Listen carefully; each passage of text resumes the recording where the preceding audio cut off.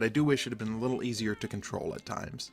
Up next, number 14, we have Tabbyite by Tommy Queerna Game Dev. I hope I said that last name right. I'm going to go ahead and say this as well was one of my personal favorites. I loved this game. The simplicity of it really appealed to me. Right from the beginning, I love the setup of being in like a very low-tech future world where this was in a simulation. Right off the bat, I was hooked because if you give me like a fun little creature with some like deep lore for his biology, I'm so down for it. I don't know if you know this about me, but like speculative biology projects and weird alien designs are like one of my favorite things. So this game appealed to me right away. This is a prime example of two of the things I've mentioned before, which is if you give the right amount of exposition in the right way without it dragging on too much, it can really take your game to new heights. And also the style of this one was very, very simple, but because of the way that it was set up, the way the exposition worked, the way that they had prefaced what this was, it just fit perfectly. It worked well. I genuinely loved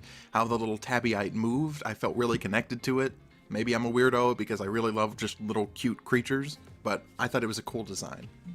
I also loved how the gameplay mechanics were built around the concept of the development cycle of a Tabbyite. I thought that was a really cool way to do it and to teach each new skill. And then furthermore, I thought that the way that they used the theme was exceptional, where the reason that you were using it or losing it was because this creature, as it grows older, will start to forget that it can do things. It starts to kind of lose certain functions, which is pretty common with, age. You start to lose the things that you can do, or that you used to be able to do. And so I thought that was fitting, and I thought that was a very great way to tie into the use of theme. All in all, I love this one. I think it's a prime example of games as art. Maybe that's just because of how deeply I connected to it. But if you do simple things very, very well and keep it consistent across both style and story, you can take a game that's not the best and make it feel absolutely phenomenal.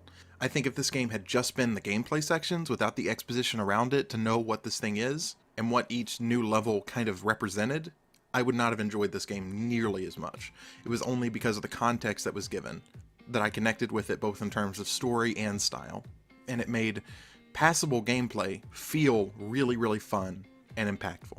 So, phenomenal job. I really like this one.